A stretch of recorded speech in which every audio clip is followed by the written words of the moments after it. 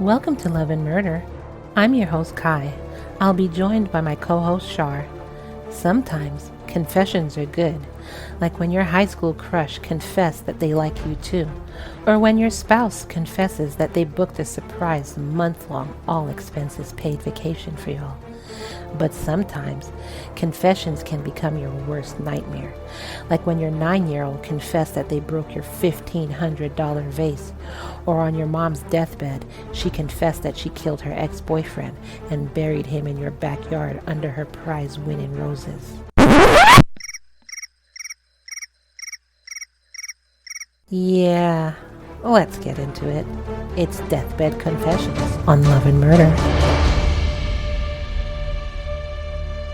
Good evening, everyone. Welcome to a new and very, very, very late episode of Love and Murder.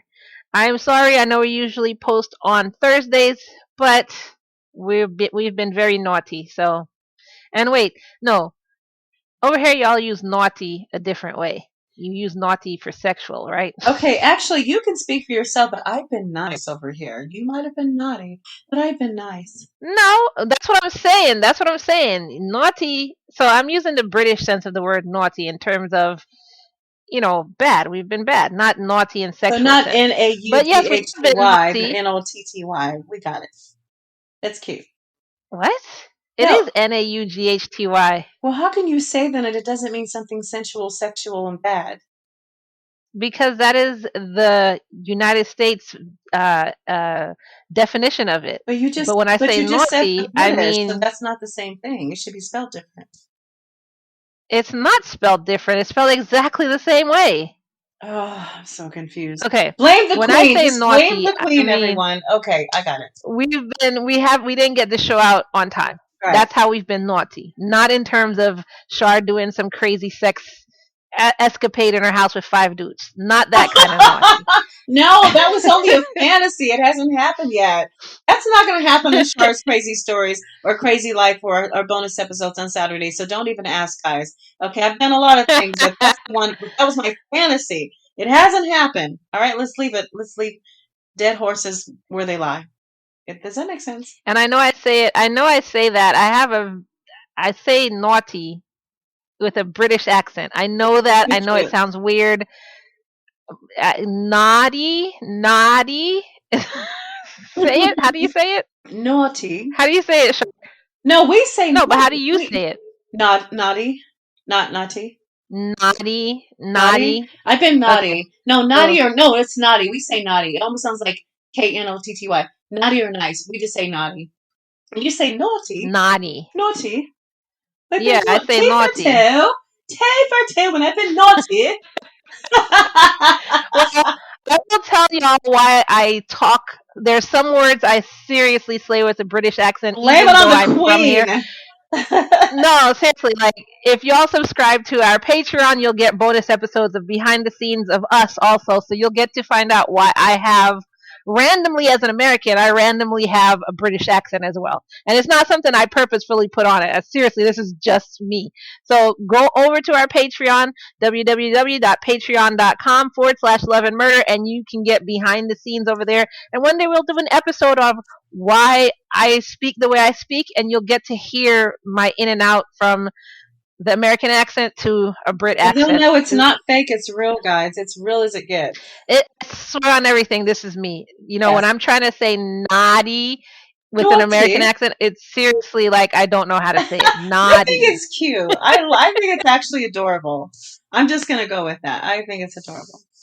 Okay, so I'm hearing listeners just hang up because they're like, I thought we came here for true crime. Well, welcome to Love and Murder. That is a crime. That Ky switches between British and, American, whatever that like. I'm your host, Ky, along with my co-host, Char. And this is a true crime podcast that talks about relationships gone terribly wrong. When I say terribly wrong, Char, how wrong do I mean? Dead wrong. Dum. Dead wrong. Yes. So, this is what this show is about. True crime, stories. We throw in a sprinkle of humor here and there, but we're never talking. We're not laughing about the victim or what happened to the victim. We're just laughing about, America's dumbest criminals. That's it. yeah, like the stuff the murderers do, stuff like that. But we never, never, never laugh at the victim themselves. Um, you can definitely check out our podcast on Stitcher, Apple Podcasts, wherever you get your podcasts. We're everywhere, like that nasty rash that Char currently probably has. In her neither regions, right? Okay, very funny. I wasn't gonna say anything. Yeah. follow us on follow us on social media. The links are in the bio, and we'll give it at the end of the show. But we're not gonna take up the beginning of the show with all of that. And like I said before, if you want bonus episodes of the craziest true crime stories, the relationship question and answers, Char's crazy episodes, and apparently behind the scenes, of Ky and Char, then definitely subscribe to our Patreon, patreon.com/love and murder. And it's just $3 and above. Your donations will help us greatly in bringing you better stories and being able to basically sound better, because we'll be able to get better mics, have a sound system, and everything like that. So that's what your donations will go towards, and we'll be ever so thank you. We'll be ever so thankful Thankful. for that. We are grateful. Yes. Hmm. If you've listened to our show before, first of all, thank you. Second of all, please go to Apple Podcasts and give it a 5-star rating. And just in the description, say whatever you like. Say Ky's crazy. Say how can Ky be born in the United States and have a British accent that doesn't sound right to us. Say that last Patreon episode of Char, we don't know if this was real or not. You got to go to Patreon to see what I'm talking about. Yeah. Go, So whatever you want to say in the description, it helps bring us up in the charts and get other people to find us easily. So without further ado, since we already took up like 6 minutes of your time, let's get into the show. So tonight we're gonna have a crazy different type of show. Usually we bring you a true crime episode of one person, one victim, what happened, everything like that. But tonight, what we're going to do, we're going to bring you tales from the Crypt Keeper. Oh, sorry. Oh, that was pretty good, Char. Yeah, I had a flashback. Yeah, okay. Yeah, okay. I see that. So what we're going to do instead is we're actually going to bring you stories of deathbed confessions. So it's just going to be a compilation really of stories. Creepy. Yeah, and it's going to be a compilation of stories from Reddit users and from actual criminals. So we're going to have stories from criminals. We're going to have stories from Reddit users of the deathbed confessions that they either heard from somebody or that was told to them. And all of them are true crime related, and all of them have to deal with relationships, so it stays in theme with our show. And I think y'all are going to like this. Don't get it wrong, we're not going to change. This is not going to be the new format of the show. We're going to do one or two like this, but we'll do it here and there, but our format is not going to change. Unless y'all like this, then it'll change. No more. But, alright, so let's get started. Now, Char's not heard any of these, so she is as new as y'all. So, the first one is from this user calls himself Demonic Wombat. And he or she says, related to me by my mother before passing. So his mother told him this before she passed away. My great uncle admitted that he eliminated his first wife because he found her harming their neighbor's son when he was 5 years old. This was when he lived in Ireland, and a few years later he moved to America, met another woman, and lived his life happily. Had a number of kids and grandkids. When they told him that, it put most of the family into shock, as my great uncle was one of the kindest people you would ever meet. No explanation on how he got away with it, or any more than that. He passed away like 3 minutes later. Shook my family up for a while. I mean, honestly, your uncle was still a great guy, because he literally found his wife, somebody that he loves, probably molesting a little 5-year-old boy, because he said harming their neighbor's son who was 5 years old. So like either she had to have been like hitting him in the head with a brick, bashing his face and stabbing him up, or molesting him for this guy to do something. And he took care of that. You know what I'm saying? Because if she was doing it to one kid, she might have done it to another. Who knows how many kids she was doing this to? So, oh, that's pretty horrible. I think. Oh my goodness. I think he was still a great guy. That's my take on it. Really I sad. mean, what would you do if you came outside, Char? You're in a house, your yard. You came outside, you rounded the corner, and you saw your husband, the guy you love, molesting a little 5-year-old girl I would easily crack him over the head with a brick. The first thing that, or shovel, without or crowbar, without thought. without any second thought. I Let the chips fall where I they may. If they probably sentence me, at least I did something for humanity because I got rid of this crazy person who could go on and harm other children. It's just that's heinous and that's unforgivable. I probably wouldn't kill him because if it was an accident, then it's an accident. But I probably wouldn't intentionally kill him. Why not? But I would definitely hit him in the head because I'm not a murderer. So I would definitely hit him in the head. If that killed him, then that killed him. But I'm not trying to. Okay, well that's fine. I can do that. Okay, I can do And that. then I'm calling 911, like definitely. And I'm telling the child's parents and everything. I'm not going to sweep this under the rug. You're going to be exposed for what you are. I'm calling the cops. I'm telling their parents. I'm telling your family. You know what I'm saying? Oh, And I'm leaving. I'm telling it all. But I'm hoping Uh, that maybe you won't live, but I'll just hit you one good time, call the cops, and they would understand, believe me. Because I was trying to stop yeah, that definitely. heinous, disgusting crime in progress. I'm a good citizen at that point, you know? So yeah.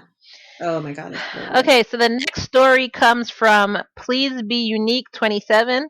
So they say, I'm a medical student and I had a female patient who was new to our practice who was HIV positive. I needed her sorry, I don't know what's going on.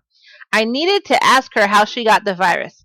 She tells me it was transmitted via intimate contact, and the only reason she got tested was because her partner of 3 years' last words to her in hospice was, I'm sorry, I'm sorry, I wanted to tell you, forgive me. Oh Wow. my God. Wow. That's a lot to say. But you have nothing to I lose. It's a deathbed confession, so it's like, hey, let's just let it rip. Let's just tell it all. I mean, so you give her HIV and she's supposed to just forgive you because you're dying now? Like, Well, there's no time for that forgiveness. you, You're going to you check out. So what does it matter? It's just my a thing is terrible you thing could to have do. told her that you're What? HIV positive and given her the choice because there's still ways you could have still been with someone without giving them HIV. You know what I'm saying? Mm-hmm. She could have had the choice to safely be with you and y'all still could have loved each other. That was selfish. That was selfish. Even to his last breath, that was selfish to me. I agree. It was horrible. Very selfish. Wow. Beyond selfish. Beyond. All right, so the next one is from Flipper55. So they said, okay, I served in the parachute regiment in the British Army and another unit that he prefers not to say, and then went on to private contracting. I went to protect Christian missionaries in Sierra Leone in the late 90s. One of the peacekeepers had detained a young boy, maybe 8 years old.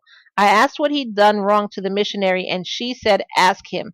I asked why he was detained, and he told me he had murdered his brother, his sister, and his mother for admission into the RUF. Wow. This 8-year-old boy had killed his entire family. But What is the RUF? I think it's the rebel army down there. Oh my But they God. do that. But on the real though, you can't really say unless he that was a preemptive strike and he did it so he can get in. You can't really blame those kids because usually those soldiers, quote unquote soldiers, they're really rebels. They usually come up to the kid and they'll be like, I will hack off your arm or hack off your leg if you don't kill your family. Yeah. And they hype them up on like cocaine and Yeah. everything like They that recruit them, and but it's then by make them. force. Yeah. Exactly, Mm. exactly. So unless this little boy like did a preemptive strike, like he wanted to be in the Mm-hmm. RUF, and then he killed his family, and then said, "Hey, take me," then you can't really judge him. You can't really judge him. But that's still freaking crazy. He Okay, but killed his brother, his but sister, and who is the his confession coming mother. from? The child? I mean, I'm confused. I Yeah, thought these were the deathbed. What does that child. mean? And if it's a child, is he dying or what? You know. I have no idea. I don't know why this was in here, but yeah, Okay. the child did tell somebody this. Oh my God. So if it's not Death Bell, I apologize that it made it in there, but mistakes happen. I'm only a human. Yeah. So, anyways, next one came from You Confession Zero. So they said, my parents got divorced when I was 6, and my